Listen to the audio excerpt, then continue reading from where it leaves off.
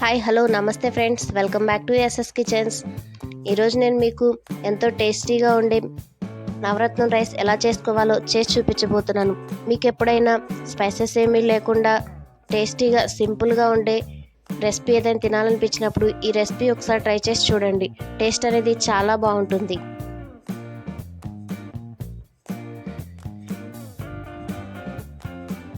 ఇప్పుడు 1 cup cauliflower ముక్కలు, ఒక క్యారెట్, 1/2 కప్పు ఉల్లికాడలు, 1 కప్పు పన్నీర్ని ఇలా సన్నగా కట్ చేసుకోవాలి.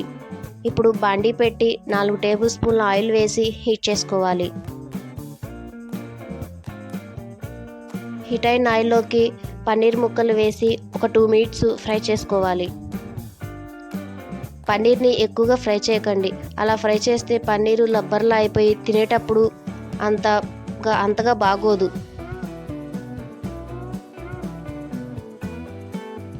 ఇలా ఫ్రై అయిన పన్నీర్ని ఒక ప్లేట్లోకి తీసుకుని పక్కన పెట్టుకోవాలి. ఇప్పుడు క్యారెట్, క్యాలీఫ్లవర్ ముక్కలు వేసి ఒక 2 మినిట్స్ ఫ్రై చేసుకోవాలి. మీకు క్యాలీఫ్లవర్ ఫ్లేవర్ కనుక నచ్చకపోతే ఈ ప్లేస్లోకి బంగాళదుంప ముక్కలైనా తీసుకోవచ్చు. ఇలా 2 మినిట్స్ ఫ్రై చేసుకున్నాక ఫ్రై అయిన క్యాలీఫ్లవర్, క్యారెట్ని ఒక ప్లేట్లోకి తీసుకోవాలి. ఇప్పుడు అదే ఆయిల్లోకి 1 టేబుల్ స్పూన్ నెయ్యి వేసి హీట్ చేసుకోవాలి. ఇప్పుడు 1 టేబుల్ స్పూన్ షాజీరా, ఒక స్టార్ పువ్వు, 4 లవంగాలు, ఒక దాల్చిన చెక్క, 2 యాలకులు వేసి ఒక 2 మినిట్స్ ఫ్రై చేసుకోవాలి. ఇప్పుడు డ్రై ఫ్రూట్స్ అంటే కాజు, బాదం, కిస్మిస్ వేసి ఒక 2 మినిట్స్ ఫ్రై చేసుకోవాలి. తర్వాత ఉల్లికాడలు వేసి ఒక 2 మినిట్స్ ఫ్రై చేసుకోవాలి.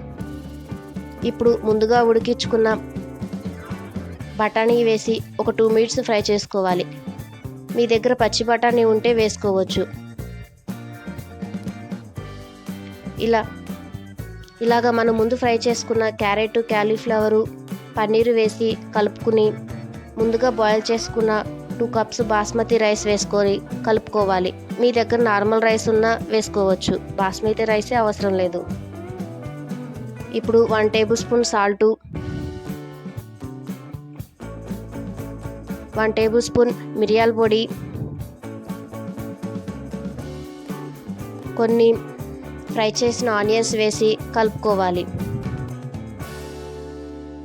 మూత పెట్టి ఒక 2 మినిట్స్ వదిలేస్తే ఎంతో టేస్టీగా ఉండే మన నవరత్నం రైస్ రెడీ.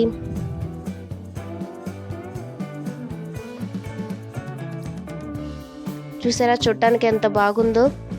ఇలా ఒక ప్లేట్లోకి తీసుకున్నాక కొన్ని దానిమ్మ గింజలు వేసుకుంటే ఎంతో టేస్టీగా ఉండే నవరత్నం రైస్ రెడీ. చూసారా అక్కడక్కడ వెజిటేబుల్స్, డ్రై ఫ్రూట్స్ మధ్యలో దానిమ్మ గింజలు తగులుతూ ఉంటే టేస్ట్ అనేది చాలా బాగుంటుంది. ఒకసారి మీరు కూడా ట్రై చేసి చూడండి.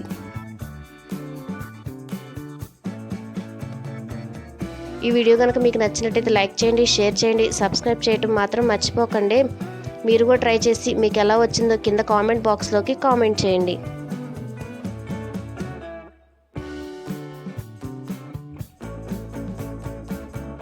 Okay, thank you friends, bye.